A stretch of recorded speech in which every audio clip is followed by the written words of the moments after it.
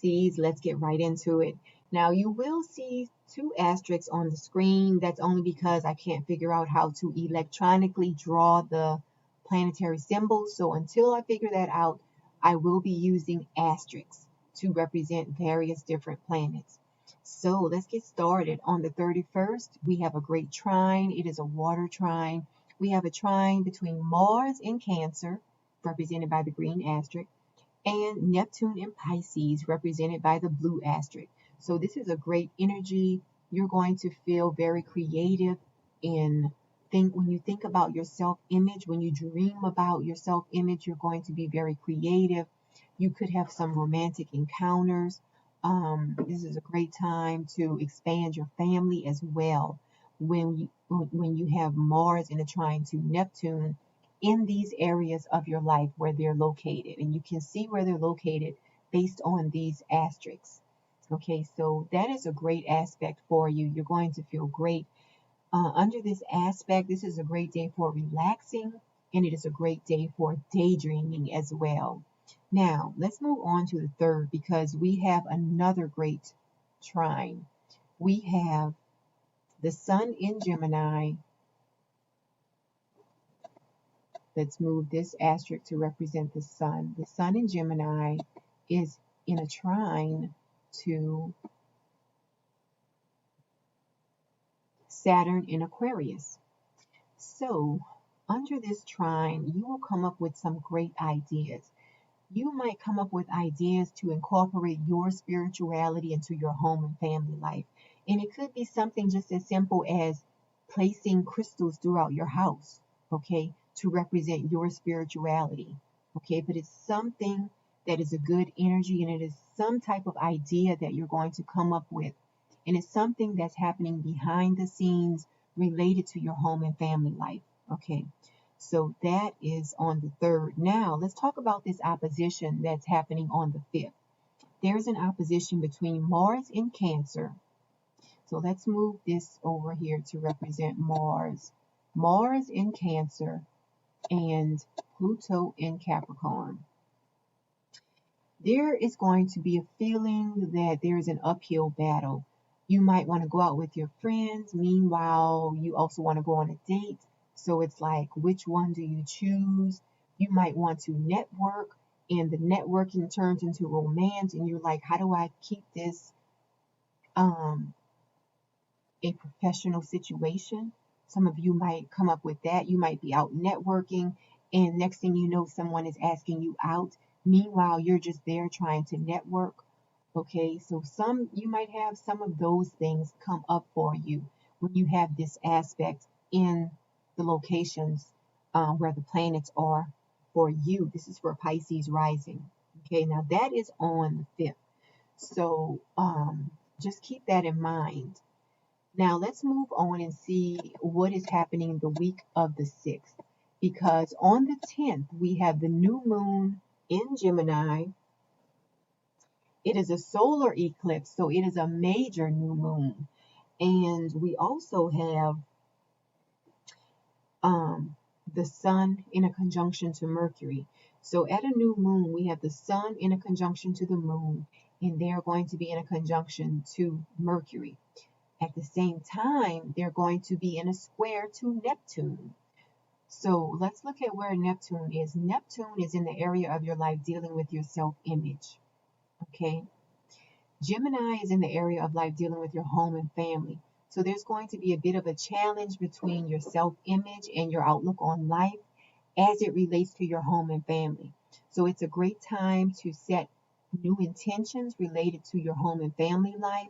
But just know that you might receive some challenges when it comes to your self-image in relation to your new moon intentions.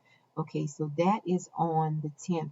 Now, on the 11th, we have Mars moving into Leo. So for you, you might see more action start to happen related to your daily routines. And also, you might be more inspired to work out more because it's in the area that deals with your health as well. Okay, so that's on the 11th. Let's move on to the next week, the week of the 13th. So On the 13th, we have Venus in Cancer in a sextile to Uranus in Taurus. This is great energy. You're going to be communicating. You're going to have a very creative way of communicating around this time, Pisces rising. You're also going to find yourself in more romantic situations as well. Whether you're single or attached, you will find that you might have more people flirting with you and things like that at this around this time. You yourself might find yourself flirting with other people around this time.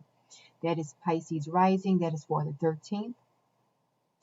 Now, let's talk about the square that we have going on the 14th. Because we have Saturn, okay, we have Uranus in Taurus. Let's put Taurus right here, Uranus right there. And we have Saturn in Aquarius. We have Saturn in Aquarius in a square to Uranus in Taurus.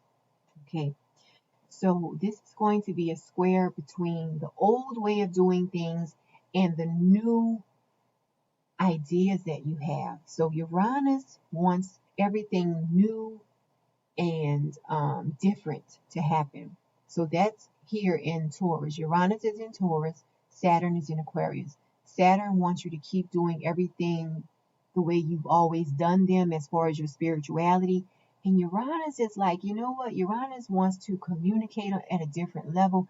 Uranus wants to do everything different. And Saturn is trying to tell Uranus, you know what? You need to chill. We're not trying to change anything right now.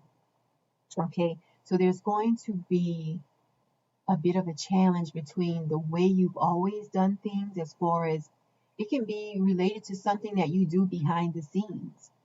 There's going to be a challenge between the way you have always done things and the new way that you're trying to communicate to the world. Okay, that's on the 14th. Now let's move on to the week of the 20th, because on the 20th we have the sun moving into Cancer.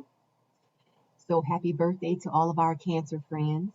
We also have Jupiter going retrograde in Pisces. And mind you, Jupiter is going retrograde in the area of your life that deals with your self-image. So once Jupiter goes retrograde, you might find that you're not so concerned with your self-image around that time. Also, the 20th is the day of the summer solstice.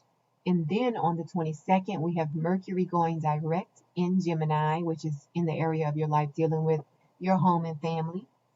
On the 23rd, we have a nice trine. We have Sun in Cancer in a nice trine to the Neptune in Pisces. So there's going to be, you're going to feel creative again about your self-image.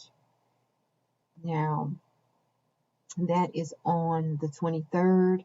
Now let's move on to the week of the 27th, because on the 27th, Venus moves into Leo. Okay, so Venus is going to be ensuring that you take care of your health. Venus wants you to be comfortable. Venus wants you to be financially set. So Venus is going to be making sure that you do everything you need to do to have good health and to have a nice flow to your daily routine. Okay, so that's on the 27th.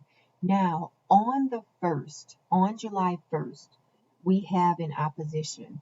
We have Mars in Leo in an opposition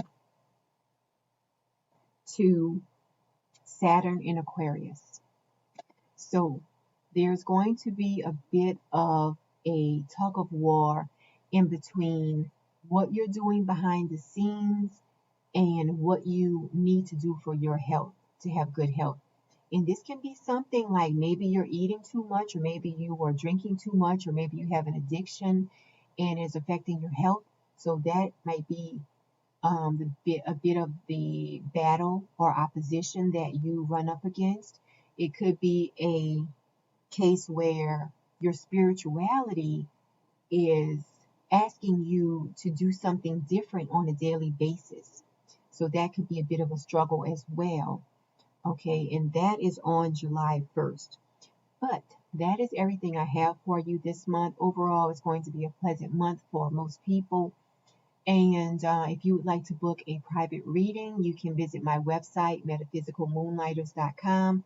Also, please like this video, share the video, and subscribe to my channel. I definitely appreciate it. And until next month, make it a good one.